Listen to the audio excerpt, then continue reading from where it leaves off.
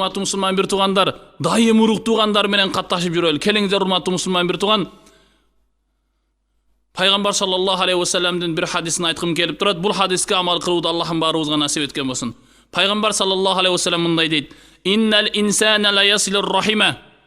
Бир адам бар дейт Пайгамбар саллаллаху алейхи ва саллам. Дайым урук тууган менен карым катнашта болот. Дайым урук туугандар менен катташып турат. Дайым урук туугандарды зиярат кылып кабар алып турат. "Ва ма бақия мин умрихи илля саласату айям." Бирок дайым урук тууган менен катташып турган адамдын тагдырында Аллах табарак ва таала 3 күндөн кийин өлөт деп жазган эле дейт Пайгамбар саллаллаху алейхи ва саллам. "Фаязидуллаху фи умрихи 30 сана." Ошол урук тууган менен карым катнашта кылган амалы Аллах табарак ва таалага жаккан үчүн 3 күндөн кийин өлөт деген адамды Аллах 30 жылга өмүрүн узартып коет дейт урматтуу мусулман бир тууган. "Ва иннар ражул ла яктаур рахима." Бир инсан бар, бир адам бар, ал урук тууган менен катташпайт. Мингени кымбат баалуу машина, акчасы бар, кебир жакыр, кедей бир туугандарынын акчасы жокту, алар менен сүйлөшпөй, алар менен карым катнашты токтотот. "Ва кад бақия мин умрихи 30 сана."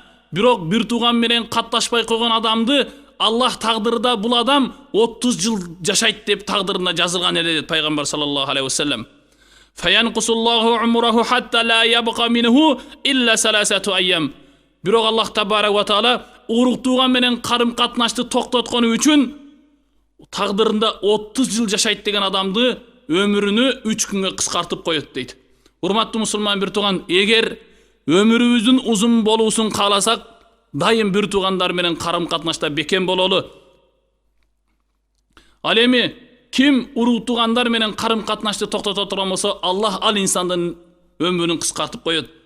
Урматтуу мусулман бир тууган, бул далилге жарай турган хадис андай мындай эмес. Бул далилге жарай турган хадис урматтуу мусулман бир туугандар.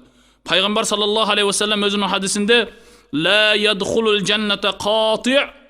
Урук тууган менен катташпай койгон адамдар бейишке кирбейт дейт. Урматтуу мусулман бир тууган, бир болбогон жер үчүн же болбосом биз азыр аялыбыздын сөзүнө кирип алып бир туугандар менен карым катнашты токтотуп коюп атабыз. Ошондуктан урматтуу мусулман бир туугандар, дайым бир туугандардан барып зиярат кылып туралы. Колубуздан келсе бир туугандарга жардам берели.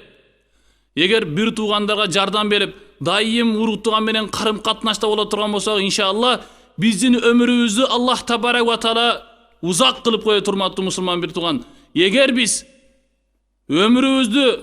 өмүрүбүздүн узун болушун кааласак, бир туугандар менен карым катнашты токтотпойлу. Эгер биз бир туугандар менен карым катнашты токтото турган болсок, Аллах биздин өмүрүбүздү кыскартып коет урматтуу мусулман бир туугандар.